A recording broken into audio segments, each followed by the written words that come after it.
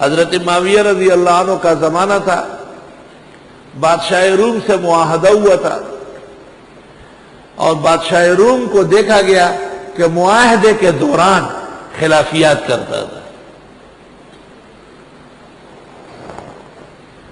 حضرت معاویہ نے فوج سرحدوں کے قریب کر دی، منتظم بہت اعلیٰ تھے اور زبردست جنگی آدمی،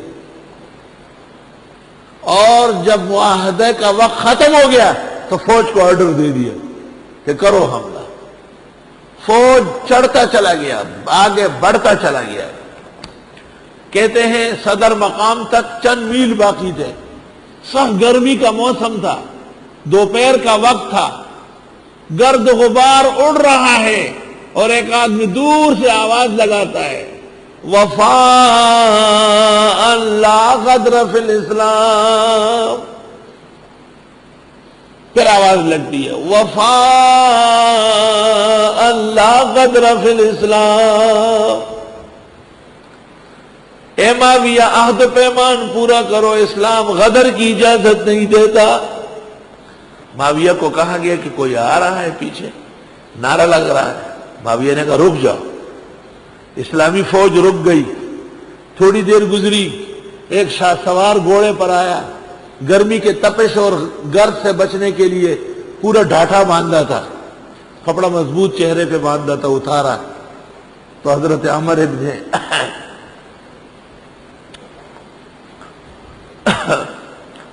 عباسہ رضی اللہ تعالیٰ عنہ تھے۔ معاویہ شان و شوکت کے ساتھ ان کے سامنے ایک عام مسلمان کی طرح کھڑے رہے۔ صحابہ میں یہ دستور تھا کہ جو اولین لوگ تھے وہ سب کے بڑے ہوتے تھے۔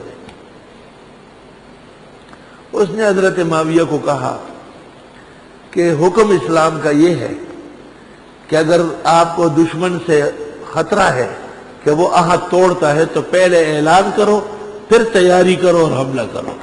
آپ نے اعلان نہیں کیا اور رومیوں کو دھوکے میں رکھا، اور یہ جو آپ اقدامات کر رہے ہیں یہ صحیح نہیں ہے۔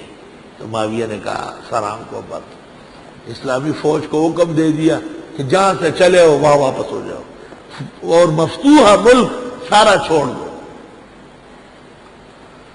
بعض لوگوں نے پوچھا من الرجل، کون آدمی ہے؟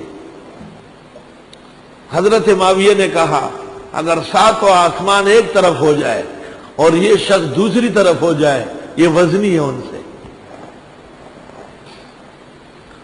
اور پھر معاویہ نے گھوڑے پر کھڑے ہو کر تقریر کی اور لوگوں کو کہا اے لوگوں، یہ اس وقت آئے تھے نبی کے پاس ایمان لانے، کہ حضرت سے کہا من انتا، کون ہو؟ آپ نے کہا انا النبی، میں خدا کا پیغمبر ہوں۔ کَلِأَيٍّ شَيْءٍ بُعِثْتَ، نبی کیوں آتے ہیں؟ کہا لِکَثْرَةِ الْأَوْثَانِ وَعِبَادَةِ الرَّحْمَانِ، کہ بت پرستی ختم ہو جائے، ایک اللہ کی عبادت جاری ہو جائے۔ تو انہوں نے پوچھا مَن مَعَكَ عَلَىٰ هَٰذَا الْأَمْرِ، کون کون ساتھ ہے؟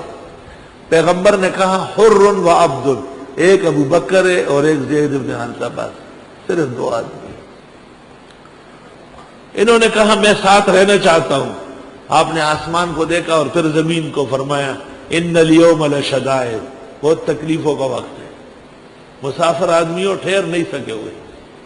میرے خدا نے میرے ساتھ نصرت کا وعدہ کیا، جب یہ مکے کے پہاڑوں کے نیچے آپ کو نصرت کے آثار نظر آ جائے فاتنی، آپ پر آ جائیے، ہر طرف نصرت کے وعدے ہوں گے، بشارات ہوگی۔ چنانچہ یہ پھر مدینہ منورہ میں آئے ہیں، حضرت نے کہا آپ تو پہلے دن کے مسلمان ہیں، آپ کا اسلام قبول ہے۔ وَإِمَّا، اس ابن کثیر نے اپنی تفسیر میں اس جگہ واقعہ نقل کیا، اور حضرت شیخ الاسلام مولانا شبیر احمد نے بھی فوائد میں نقل کیا، اور بھی معتبرین نے۔ اور اگر آپ ڈرتے ہو کسی قوم سے کہ وہ عہد شکنی کر لے گی، بس توڑ دے ان کے ساتھ عہد کھل کر، چھپ کر نہیں، کھل کر۔ ان اللہ لا يحب الخائنین، اللہ تعالیٰ خیانت گروں کو پسند نہیں فرماتا۔ توبہ توبہ، اتنی بڑی بڑی خیانتیں کر کے آگے بڑھ رہا ہے، ان کا کیا حال ہوگا۔